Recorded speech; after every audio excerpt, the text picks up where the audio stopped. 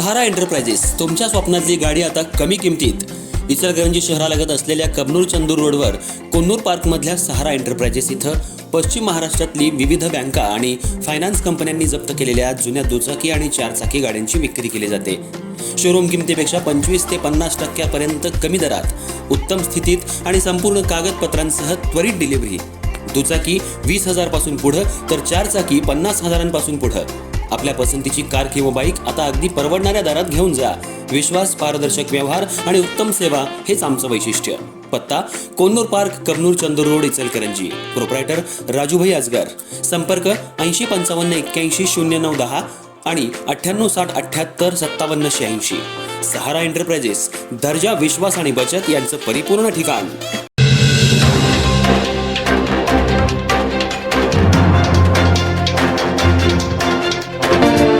नमस्कार, मी तेजस्विनी मगदूम. एम मराठीमध्ये आपल्या सर्वांचं स्वागत आहे. पाहूया ठळक घडामोडी.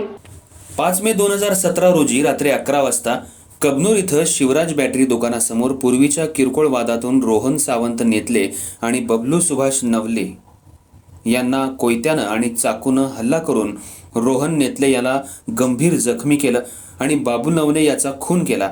या आरोपातील संशयित अविनाश जर्मनी, अनिल खोत, विनायक सूर्यवंशी, अंकुश आमणे यांची इचलकरंजी येथील जिल्हा आणि सत्र न्यायाधीश मिलिंद भोसले यांनी सबळ पुराव्याअभावी निर्दोष मुक्तता केली.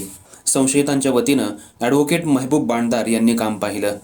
रोहन सावंत नेतले यांनी दिलेल्या फिर्यादीनुसार शिवाजीनगर पोलिसांनी अविनाश शेखर जर्मनी, अनिल विष्णू खोत, विनायक अनिल सूर्यवंशी, नितीन महादेव लंगोटे, अंकुश अशोक आमणे, प्रवीण प्रकाश दावणे यांसह इतर 2 विधी संघर्षग्रस्त बालक यांच्या विरोधात गुन्हा दाखल केला होता. त्यानंतर संशयित आरोपींना अटक करण्यात येऊन त्यांच्या विरोधात दोषारोपपत्र पाठवण्यात आलं. हे प्रकरण सत्र न्यायालयात वर्ग झाल्यानंतर जिल्हा आणि सत्र न्यायाधीश मिलिंद भोसले यांच्यासमोर या खटल्याची सुनावणी सुरू झाली. सुनावणी दरम्यान संशयित आरोपी अनिल विष्णू खोत आणि नितीन महादेव लंगोटे हे मयत झाल्यानं उर्वरित संशयितांविरोधात खटल्याची सुनावणी सुरू झाली. या प्रकरणी फिर्यादी, जखमी, प्रत्यक्षदर्शी साक्षीदार यांच्या साक्षी नोंदवण्यात आल्या. बचाव पक्षातर्फे पंचनामे वैद्यकीय दाखला कबूल करण्यात आला. मात्र फिर्याद सिद्ध होऊ शकली नाही. अनोळखी लोकांच्या विरुद्ध तक्रार आणि रात्रीच्या अंधारामुळे नेमकं कुणी मारलं याबद्दल संदिग्धता आहे. हे उलट तपासाद्वारे संशयित आरोपीचे वकील ॲडव्होकेट महबूब बांडदार यांनी न्यायालयासमोर मांडल्या. कोर्टासमोरील पुरावा आणि खटल्यातील संदिग्धता तसंच संशयितांविरोधात ठोस पुरावा नसल्यानं सर्वच संशयित आरोपींची न्यायालयानं सबळ पुराव्याअभावी निर्दोष मुक्तता केली.